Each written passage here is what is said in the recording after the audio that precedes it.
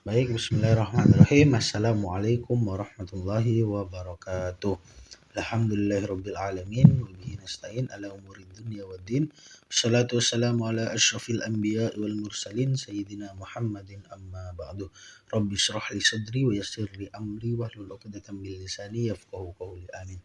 Baik teman-teman semuanya, perkenalkan nama saya David Alfiansyah, kelas 3B PGSD STKIP PGRI Sumeneb. Baik teman-teman, di sini dalam kesempatan kali ini saya dan kelompok saya akan menceritakan atau men-sharingkan atau menjelaskan bagaimana cara kita menyusun tugas, yaitu membuat modul ajar. Nah, tanpa berlama-lama lagi, langsung saja kepada pemateri pertama kami persilahkan.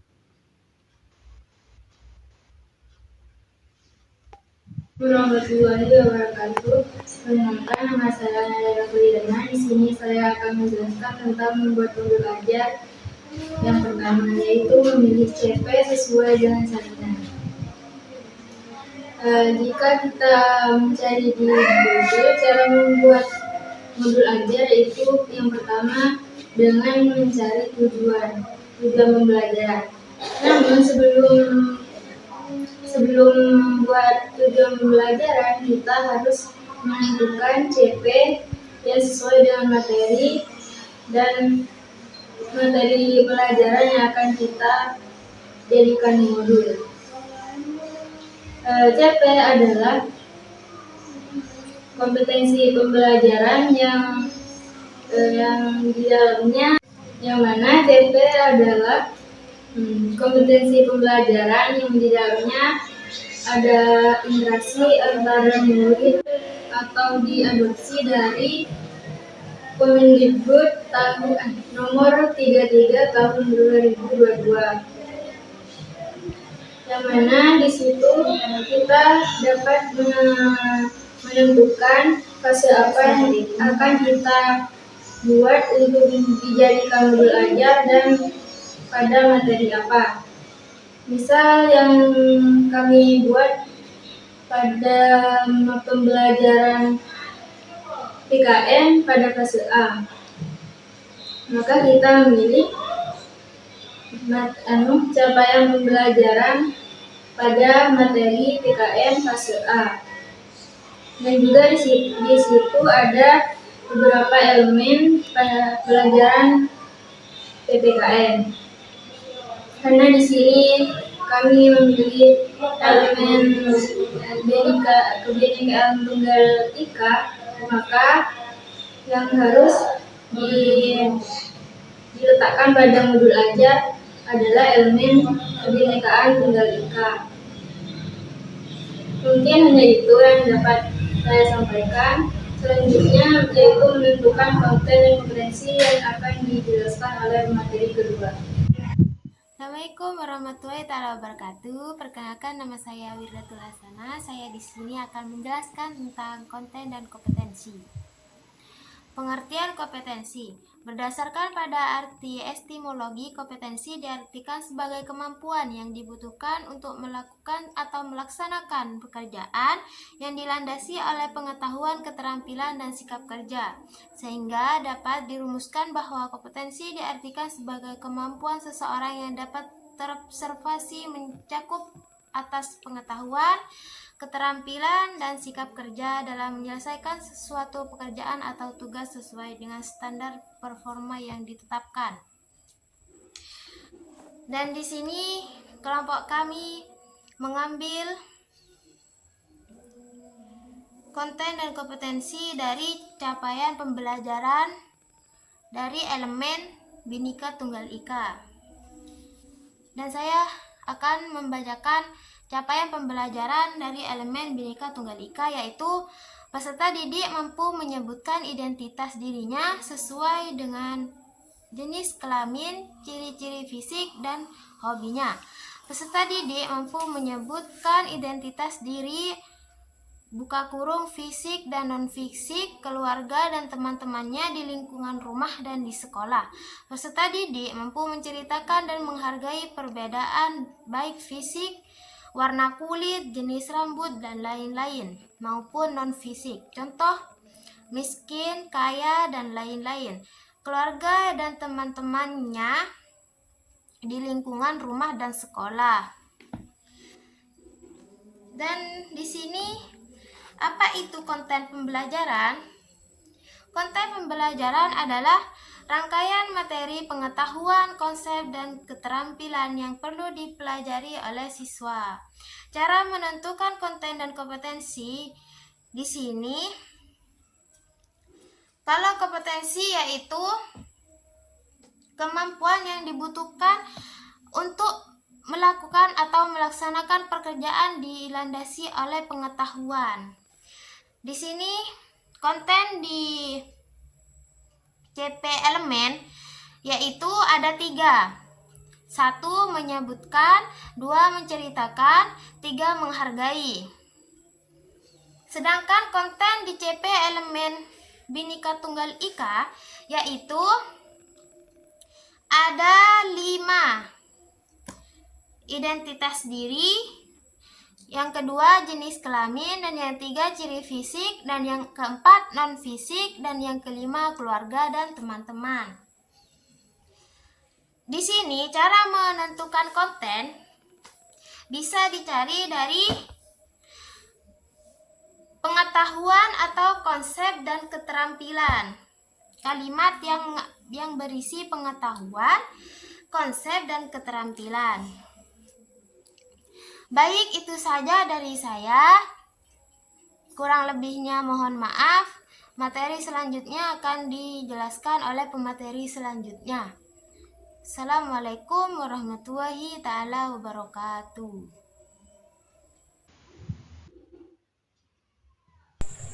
Assalamualaikum warahmatullahi wabarakatuh. Saya Faikatun Naila selaku pemateri ketiga akan melanjutkan apa yang telah disampaikan oleh pemateri sebelumnya tentang cara membuat modul ajar. Jika pemateri sebelumnya menjelaskan tentang bagaimana menyusun konten dan kompetensi yang telah diambil di CP atau capaian pembelajaran, di sini saya akan menjelaskan bagaimana menyusun TP dari konten dan kompetensi yang telah ditentukan tersebut. Dalam pembuatan modul ajar, tentunya kita terlebih dahulu memilih yang paling inti terlebih dahulu, yaitu ditentukannya konten dan kompetensi, lalu muncul sebuah TP. Sebagaimana yang kita ketahui, TP memuat 3 aspek kompetensi, baik pengetahuan, keterampilan, dan sikap, yang perlu dibangun melalui 1 atau lebih kegiatan pembelajaran. Jadi, langkah selanjutnya dalam kita menyusun modul ajar yaitu membuat TP setelah memisahkan konten dan kompetensi. Prosedur yang saya lakukan dalam menyusun TP di modul ajar yang telah kita buat yaitu yang pertama adalah melakukan analisis CP yang memuat kompetensi, pengetahuan, keterampilan, dan sikap. Nah, CP ini kita ambil di dokumen salinan sebagaimana yang telah dijelaskan oleh pemateri pertama. Yang kedua adalah berdasarkan analisis pada CP dengan kita menentukan materi utama atau konten inti. Nah, sebagai ini dijelaskan oleh pemateri kedua yaitu dengan ditemukannya konten dan kompetensi sehingga akan membentuk TP. Yang ketiga adalah menentukan TP. Selanjutnya adalah rumusan tujuan pembelajaran berdasar pada taksonomi Bloom atau KKO. Nah, jadi kita menggunakan KKO untuk menyusun tujuan pembelajaran dimulai dari yang paling rendah hingga yang paling tinggi. Nah, karena modul ajar yang kita gunakan adalah modul ajar kelas 1 SD fase A, jadi kita menggunakan TP 3 saja, diantaranya peserta didik mampu menyebutkan identitas dirinya. Nah, di sini termasuk C1 karena terdapat kata menyebutkan. Jadi, tujuan pembelajaran yang harus dicapai peserta didik yang pertama adalah mampu menyebutkan menyebutkan identitas dirinya. Nah, sedangkan TP yang kedua adalah peserta didik mampu menyebutkan identitas dirinya dan temannya. Setelah peserta didik mampu menyebutkan identitas dirinya, dilanjut dengan peserta didik mampu menyebutkan identitas dirinya dan temannya. Ini masih termasuk dalam C1 juga karena terdapat kata menyebutkan. Nah, TP yang ketiga adalah peserta didik mampu menceritakan dan menghargai perbedaan keluarga, teman-teman di lingkungan sekolah. Nah, pada TP ketiga ini kita masuk pada C2 karena terdapat kata menceritakan. Setelah mampu menyebutkan, peserta didik mampu menceritakan. Nah, kita mengambil 3 TP karena ini masih termasuk pada fase A kelas 1. Untuk mencapai tujuan pembelajaran yang telah kita susun di modul ajar kita, nah kita sebagai calon pendidik bebas untuk memilih model dan media pembelajaran apa yang akan kita gunakan di kelas 1 fase A ini. Tentunya model pembelajaran dan media pembelajaran yang digunakan itu cocok untuk mereka gunakan dalam sehari-hari karena ini masih termasuk fase rendah atau kelas rendah, yaitu kelas 1 di fase A. Jadi mungkin hanya itu penyusunan TP yang dapat saya sampaikan. Kurang lebihnya akan disampaikan oleh pemateri keempat tentang bagaimana menyusun ATP dari TP yang telah saya buat. Terima kasih. Baik, assalamualaikum warahmatullahi wabarakatuh. Nah, di sini saya melanjutkan dari pemateri yang sebelumnya, yang mana di sini saya akan menjelaskan tentang membuat alur tujuan pembelajaran. Nah, kita lebih dulu mengetahui apa itu alur tujuan pembelajaran. Nah, alur tujuan pembelajaran yaitu adalah rangkaian tujuan pembelajaran yang tersusun secara sistematis dan logis di dalam fase secara utuh dan menurut urutan pembelajaran sejak awal hingga akhir. Suatu fase alur ini disusun secara linier sebagaimana urutan kegiatan pembelajaran yang dilakukan dari hari ke hari untuk mengukur CP. Nah, di dalam membuat modul ajar ini yaitu yang ada menentukan tujuan pembelajaran. Nah, di mana tujuan pembelajaran kita di dalam pembelajaran nanti akan mau bagaimana. Kita tentukan dulu apa tujuan di dalam pembelajarannya. Ya, selanjutnya menentukan konten pembelajaran, apa kontennya dan apa kompetensinya di dalam modul ajar. Nah, ATP ini yaitu breakdown dari tujuan pembelajaran, di mana di dalam tujuan pembelajaran sudah ada konten dan kompetensinya. Dan ATP ini adalah hasil dari breakdownan dari tujuan pembelajaran yang tersusun secara linier, yaitu dari awal hingga akhir. Nah, fungsi alur tujuan pembelajaran di sini yaitu adalah sebagai panduan guru dan siswa untuk mencapai capaian pembelajaran di akhir fase tersebut. Dan saya sudah membrowsing di internet maupun lihat-lihat beberapa di internet, yaitu cara membuat ATP banyak sekali ya macam-macamnya. Nah, di sini saya menemukan yang pertama yaitu melakukan analisis capaian pembelajaran yang membuat materi dan kompetensi, pengetahuan, keterampilan, dan sikap. Yang kedua yaitu identifikasi kompetensi-kompetensi di akhir fase dan kompetensi-kompetensi sebelumnya yang perlu dikuasai peserta didik sebelum mencapai kompetensi di akhir fase. Selanjutnya yaitu berdasarkan identifikasi kompetensi-kompetensi inti di akhir fase, rumuskan tujuan pembelajaran dengan mempertimbangkan kompetensi yang akan dicapai, pemahaman bermakna yang akan dipahami, dan variasi keterampilan berpikir apa yang perlu dikuasai siswa untuk mencapai tujuan pembelajaran. Nah, setelah tujuan pembelajaran dirumuskan, susun tujuan pembelajaran secara linier sebagaimana urutan kegiatan pembelajaran yang dilakukan dari ke hari, sebagaimana saya telah sampaikan tadi. Nah, yang selanjutnya yaitu tentukan lingkup materi dan materi utama setiap tujuan pembelajaran, karena setiap tujuan pembelajaran dapat memiliki lebih dari satu lingkup materi dan materi utama. Nah, selanjutnya yaitu bisa jadi langkah yang terakhir, berdasarkan perumusan TP tentukan jumlah jam pelajaran yang diperlukan.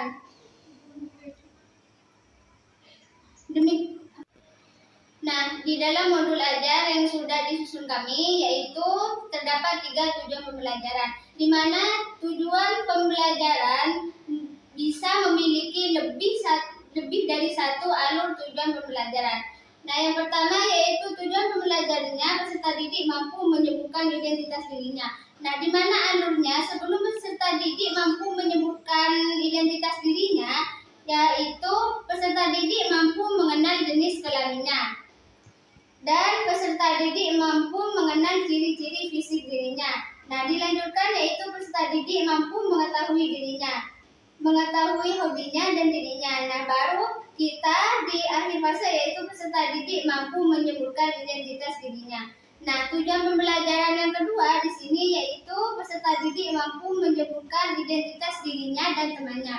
Dan sebagaimana alur tujuan pembelajarannya yaitu peserta didik mampu mengenali dirinya dan teman-temannya. Sebelum peserta didik mampu menyebutkan identitas dirinya dan temannya, peserta didik harus mengenali siapa dirinya, nah siapa temannya, seperti itu kira-kira. Nah, selanjutnya yaitu peserta didik mampu mengenal jenis kelamin dirinya dan teman-temannya. Selanjutnya yaitu peserta didik mampu menyebutkan ciri fisik dan non-fisik dirinya dan teman-temannya. Nah, baru di sini peserta didik mampu menyebutkan identitas dirinya dan temannya di akhir fase. Nah, ya, tujuan pembelajaran yang terakhir yaitu peserta didik mampu menceritakan dan menghargai perbedaan keluarga, teman-teman di lingkungan dan di sekolah. Sebelum peserta didik mampu menceritakan dan menghargai perbedaan keluarga dan teman-temannya, di sini peserta didik mampu mengenal keluarga, teman-teman, lingkungan dan sekolahnya. Nah, baru peserta didik mampu menceritakan dan menghargai perbedaan keluarga, teman-teman dan teman-temannya di lingkungan sekolah.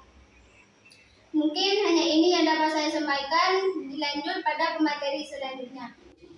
Baik, assalamualaikum warahmatullahi wabarakatuh. Perkenalkan, nama saya David Alfiansyah. Di sini saya akan melanjutkan penjelasan dari pemateri sebelumnya, bagaimana kita dalam menyusun modul ajar ini. Nah, setelah kita menentukan capaian pembelajarannya, kemudian menyusun TP dan ATP-nya, langkah selanjutnya yaitu merancang struktur modul, teman-teman. Nah, jadi di sini kita merancang struktur modul yang kita tahu terdiri dari informasi umum, kemudian komponen inti, dan kemudian lampiran. Nah, setelah kita menyusun struktur modul itu, kemudian kita menentukan materinya, teman-teman. Nah, di sini kita menentukan materi menggunakan buku referensi, yaitu buku pendidikan Pancasila siswa dan juga buku pendidikan Pancasila guru kelas 1 SD. Nah, buku ini kita dapat dari laman resmi Kemendikbud. Nah, kemudian setelah menentukan materinya apa, nah di sini kita memilih materi yaitu tentang diri dan lingkungan, teman-teman. Nah, setelah kita sudah mengetahui materinya apa, kemudian kita akan memilih metode pembelajaran yang cocok untuk materi tersebut, teman-teman. Nah, di sini kami memilih metode pembelajaran video based learning. Nah, kenapa kita memilih ini? Karena kita menurut kami materi ini sangat cocok dengan metode video based learning, teman-teman semuanya. Dan terutama ini juga untuk kelas 1, dan karakteristik kelas 1 itu sangat lebih mudah kita menjelaskan menggunakan video agar mereka langsung menyaksikan seperti apa materinya, seperti itu, teman-teman. Nah, setelah kita menentukan metode pembelajarannya, kemudian kita menentukan kegiatan pembelajarannya. Nah, yang mana pastinya ini dicocokkan dengan materi dan juga metode pembelajarannya, teman-teman. Tujuan pembelajaran dan juga metode pembelajarannya. Nah, di sini karena kita menggunakan metode pembelajaran video based learning, maka di kegiatan pembelajaran kita akan menyampaikan atau melakukan kegiatan menonton video. Nah, yang mana di sini telah ditulis yaitu peserta didik menonton video animasi. Nah, seperti itu teman-teman. Nah, setelah kita menyusun kegiatan pembelajarannya, barulah kita membuat refleksi untuk guru dan siswa agar kita mengetahui sejauh mana tujuan pembelajaran telah dicapai. Mungkin itu saja yang dapat saya jelaskan. Selanjutnya akan disampaikan oleh pemateri selanjutnya. Sekian, terima kasih. Wassalamualaikum warahmatullahi wabarakatuh. Di sini saya akan melanjutkan materi dari pemateri sebelumnya. Setelah merancang modul, kemudian kami di sini memilih media pembelajaran yang cocok untuk kelas 2 SD. Dan untuk medianya, teman-teman, sebenarnya itu ada banyak media. Dan kita tinggal milih media apa yang mau kita pakai. Ada media gambar, media fotografi, ada juga peta globe, dan lain-lain. Tapi di materi ini saya memilih media pembelajaran video animasi anak memperkenalkan diri. Dan saya ngambil videonya dari YouTube. Dan ini videonya mari kita tonton bersama. Namaku Edo. Umurku 7 tahun. Rumahku di Jalan Pahlawan nomor 8. Nama ayahku Yudi. Nama ibuku Dita. Nama kakakku Doni. Aku suka bersepeda. Salam kenal. Nah, begitulah cara saya di sini untuk memilih media pembelajaran yang menurut saya cocok untuk kelas 2 SD. Sekian dari presentasi kelompok kami.